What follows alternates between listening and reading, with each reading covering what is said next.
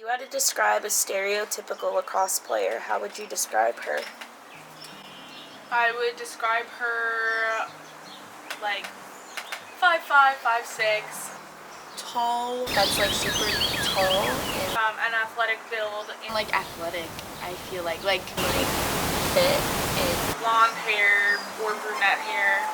Blonde with a braid and a bun. Probably Caucasian. White. a white girl.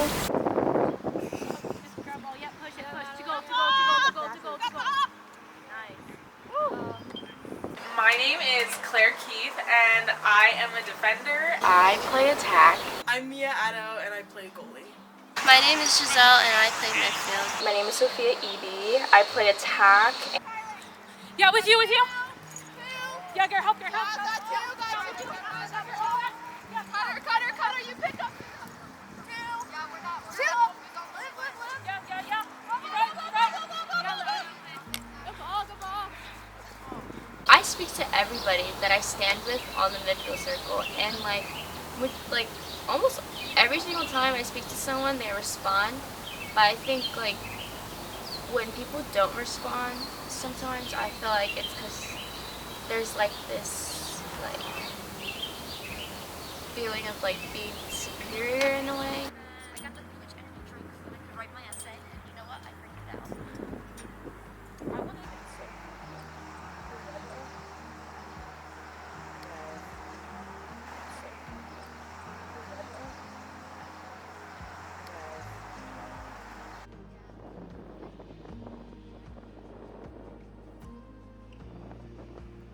I just remember being in third grade gym class, and you know how you have those plastic lacrosse sticks with the huge pockets.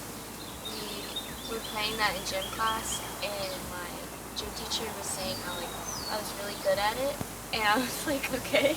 And then I went home and I told my parents about it, and they were like, what is lacrosse? And I was like, I don't know. My gym teacher told me to play it, and I think lacrosse is my first official sport besides gymnastics and cheerleading. So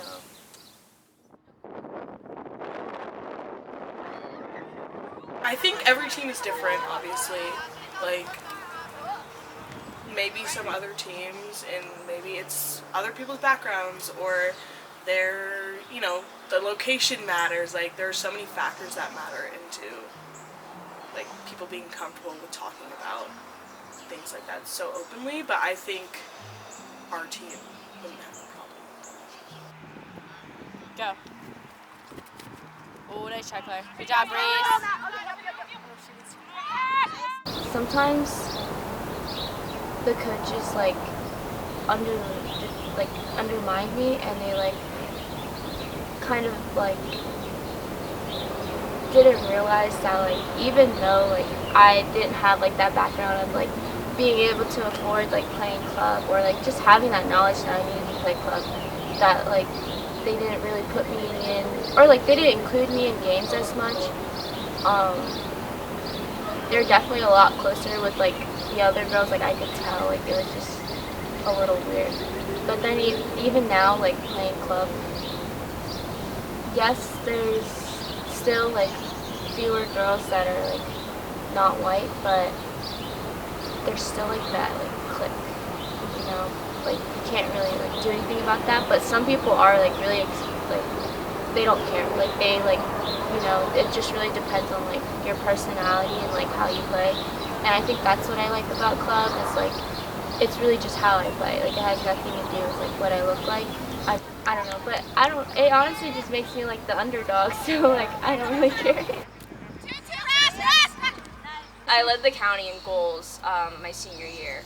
So getting that sort of publicity was a little eye-opening and very different, because I was obviously a woman of color, and whenever you see posts on Instagram and on Twitter about girls getting shout-outs for being really good players and stuff, especially in my county, or whatever age, and there's a lot of Instagram accounts that I used to see a lot, especially when I was actively playing lacrosse in high school. I would say it was mainly white, it was like always like, here's some players to look out for, and they were all these like white girls. So when it was finally like me getting that kind of stuff, and like it was very different, and it felt a little weird that it was like, you know, that I was like, you know, I guess a girl of color being able to like have the same things. It felt good. I would say it felt good, and it felt like, you know, it could change stigmas and it could change all these stereotypes about the sport. And you know, you get to see really good girls in like college who play like professionally for the NCAA, who are people of color and play amazing, and it's like really good to like see that, and it feels really good to know that there are people that look like you and like who can have the same experiences as you and also be as good as like as something that you love.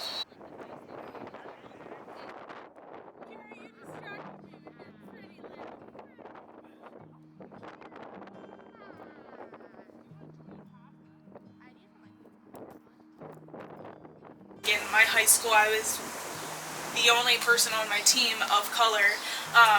It was never something weird because those were girls that I'd grown up with, so they never treated me differently, but it is interesting now how, like, I was even just like one of maybe like 4 or 5 girls in my entire high school of color, so it definitely is interesting.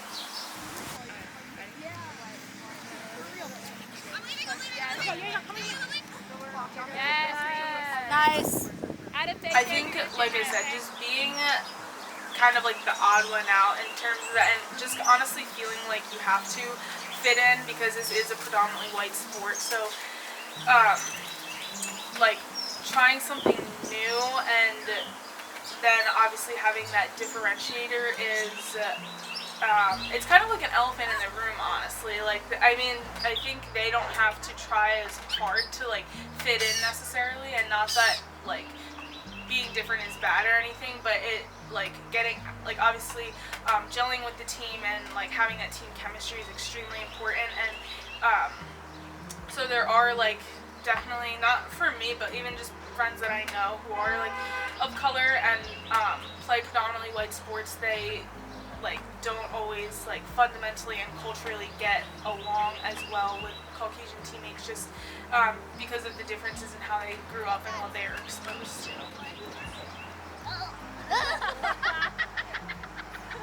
I've noticed like on like the lacrosse magazines that you get sent in the mail, like they're starting to include like more women that are like not white and stuff. So I feel like they are like pretty open about that. I'm not really concerned about that. I think for teens, I think it's always going to be an issue that like there's like some sort of like inclusivity, but like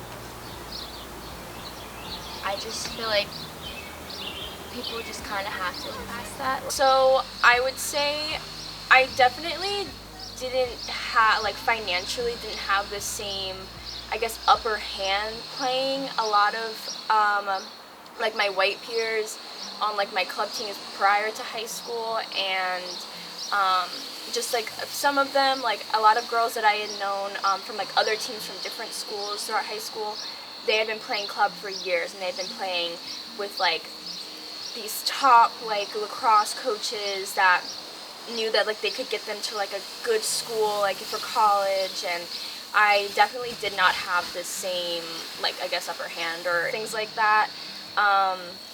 And just because like they had been playing so long, also like a lot of girls had already known each other because they were playing on like those club teams, and it was just like always just white, you know. It was just like on those club teams that I played with in middle school, it was just fully white people. Like the only other girl that I had was my friend Kara my first year in 7th grade, and then all throughout then, and even like camps, I did like a camp at the University of Maryland, and it was really hard to like find friends that you related to over like that, like I guess few days that you had stayed there.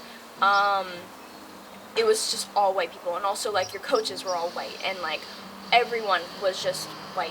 Like you couldn't relate. Like I just couldn't relate. You felt like a little left out, and you kind of just created a group of like your own people.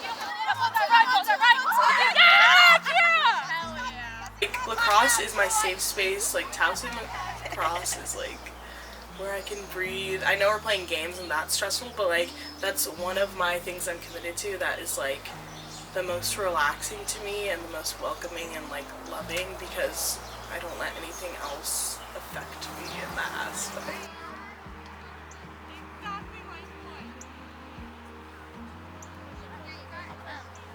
Vibe is very fun. I would say that we tend to goof around, but we also can like lock in and like actually play well. I would say we're very like uplifting, and even when we do get to times where we aren't as uplifting and like we're getting frustrated with each other, we're really good at recognizing that and turning it around really fast, which is good because then we can get back right back on track and play our game. I just love lacrosse so much, and I love our team so much. Like, I genuinely love the people on our team, and I always have so much fun with them. And like winning, we've been winning so much, like winning is so fun, that brings me back and things like that. So just the environment that I get to be in. Towson on 3, 1, 2, 3. Towson!